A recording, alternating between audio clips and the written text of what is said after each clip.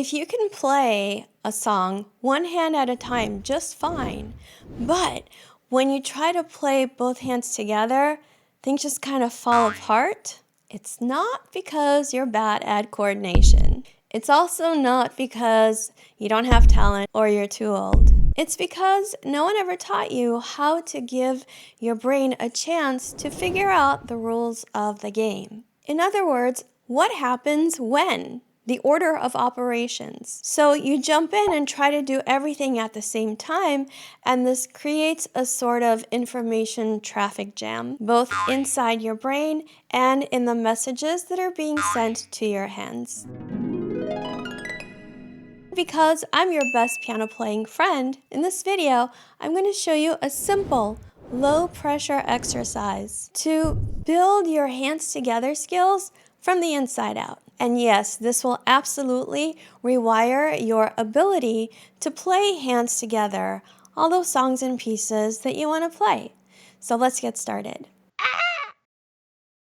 Why does playing piano with both hands feel so difficult? Most adults jump into playing hands together in the most chaotic environment possible, a piece of music, where every measure is different from the one before. The left hand and the right hand are playing different rhythms, different notes, different shapes, sometimes different time zones. And then when we try to do this, we wonder why our brains say absolutely not. Why?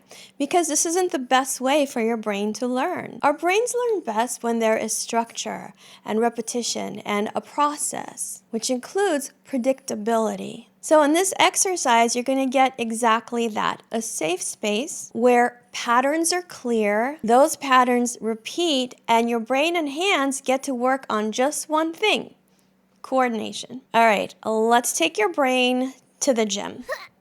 No, not like that. Like this. We'll be using the simplest exercise at the keyboard that everyone should be practicing.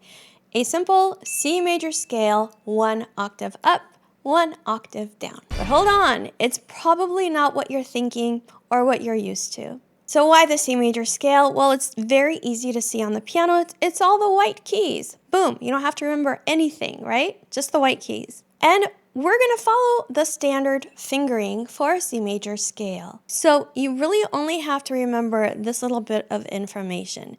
We're going to start with the first finger on C, and our fourth finger goes only on one note in the entire scale, and that is B.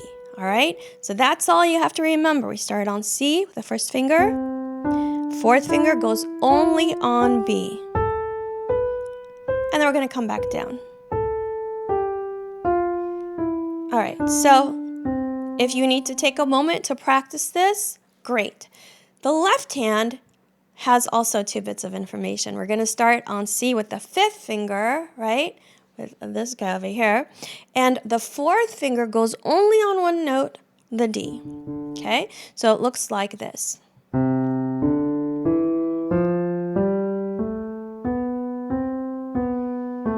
It goes only on the D. Boom, there it is. All right, so once you can do that, now you're ready for the exercise. We'll be playing hands together, sort of, and this is where the magic happens. All right, so we're going to start with the left hand going slightly ahead of the right hand, like this, left, right. We're going to do that for the entire scale, going up and down, left, right.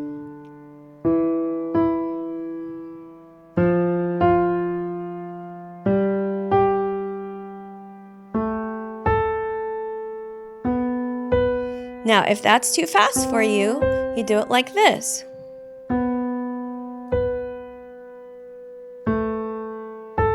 So left hand first, so that you can think about the fingering that you're playing. Then the right hand.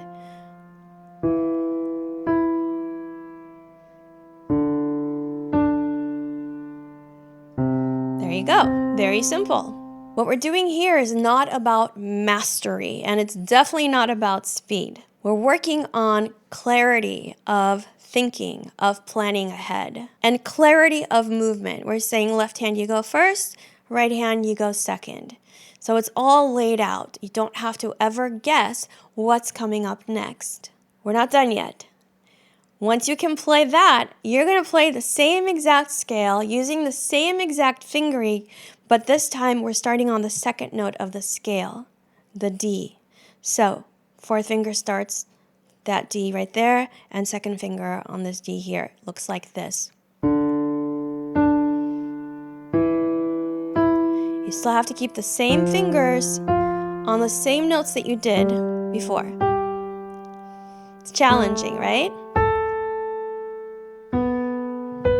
You go all the way to the C. And you're going to go fourth finger over. And then back down. If you need to go slower, you go slower. Maybe this is your tempo.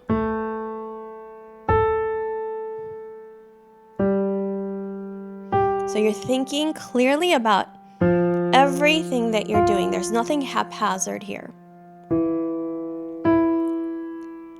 And we end on the D. Guess what? Then you start on the E. Then you start on the F, the G, and you always keep the same fingers on the same notes. I'll show you the one starting on E. I won't say anything so that you can see what pattern I'm following.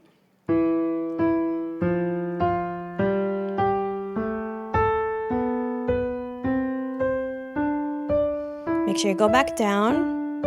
Of course, I'm going fast. I know how to play, that's why. There you go. And you would start on every single note of the scale all the way up to B. Go up an octave and down an octave. Starting and ending notes are always the same, and the same fingers play the same notes no matter what note you're starting on. So clearly this is not just a technical drill where your brain checks out. Not at all. Think of it like a coordination lab, like you're really here, cooking something up. All right, why do we do it starting on different notes of the scale and keeping the same fingering? Because every time you shift over to a new starting note, it slightly changes the terrain, the road underneath your fingers. So you're teaching yourself how to play in different configurations. You're learning how to remember, recognize, and deliver patterns. What are the patterns? Well, in this case, C major scale, the pattern is all white keys. There's a fingering pattern. The left hand fourth finger goes only on D. The right hand fourth finger goes only on B. That's a pattern to remember, right? And then if you can just remember those two fingers, the fours, everything else will kind of work out. You're also learning what it feels like to use intentional fingering, not haphazard, like whatever finger lands there. No, you're teaching yourself, I want this finger to go here. Even when it feels unfamiliar, you might be good at playing C major scale, right? But are you good at playing it starting on F with the same exact fingering? Right?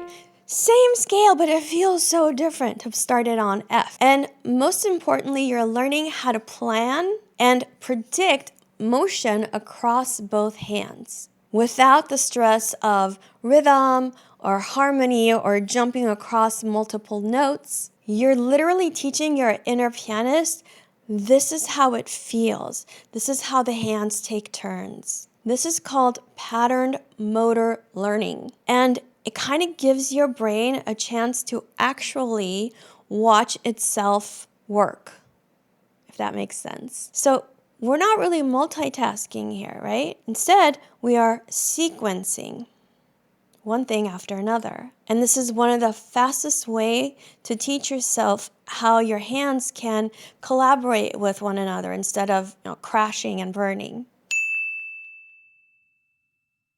When you're learning a motor skill, there are usually 3 stages to that learning. The first one is called the cognitive stage, and that sounds really fancy. Basically, it's understanding what you're supposed to do.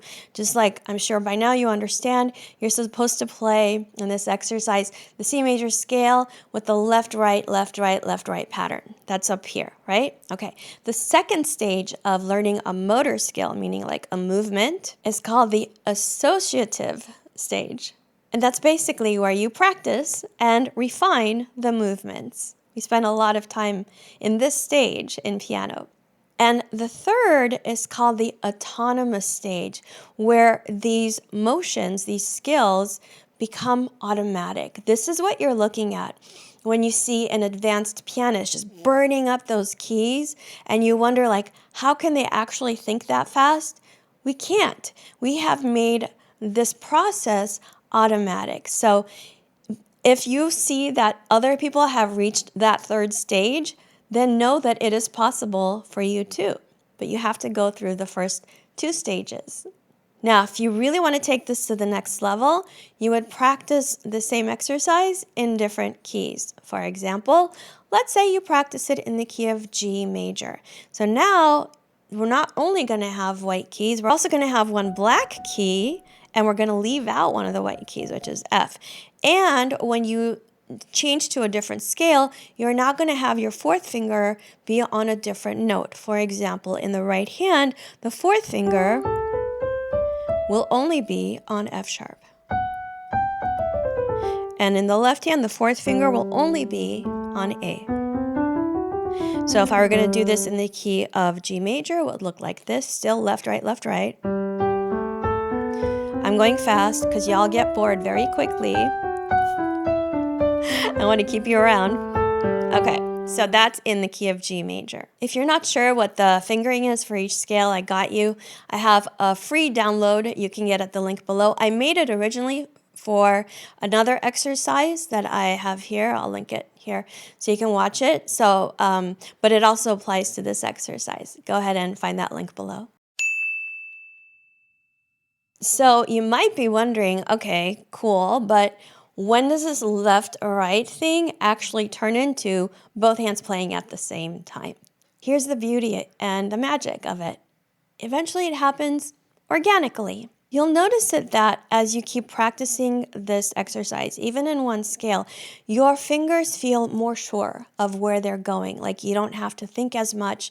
You don't have to spend as much time in between the left and the right. Like it happens a lot quicker. You'll notice it when your left hand and your right hand aren't fighting for your attention. Like, who should I think about? No, it's happening kind of automatically.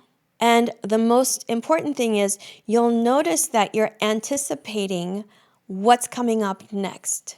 When you get to this point, that's where you step into playing the hands at the same time, very slowly, like this. Okay? Now, I can almost guarantee you're going to want to jump right into this after doing this for a day or two. It's not that quick. It needs time, it needs repetition. Then what you want to do after you've played these together, next time you come back to it, play it left, right again, like that. It's not a step back. This going back and forth, the alternating between actual hands together and sequential hands together, keeps your brain training. It keeps it alert, and that's what you want when you're practicing and when you're playing piano. So over time, the feeling of playing hands together just starts to feel normal, like it's another familiar movement. For example, brushing your teeth. Probably when you first started as a child, that felt kind of weird, but now you do it without thinking about it, right? It's become like automated in your body. Obviously, playing piano is a lot more complicated, but it's the same process. Now, after practicing this way for about a week, the left, right, I want you to play a short passage from a song or a piece that you've been working on. And I want you to notice that it feels different, like you have more control, like your brain is actually, telling people what to do. People mean your hands. If you find it challenging, you want to practice really, really short segments. And in your pieces as well, you can do the left, right. Let's say you're playing Happy Birthday. So let's say it's this, okay? So instead of playing hands together, if you have a tough time with it, you could do it like this.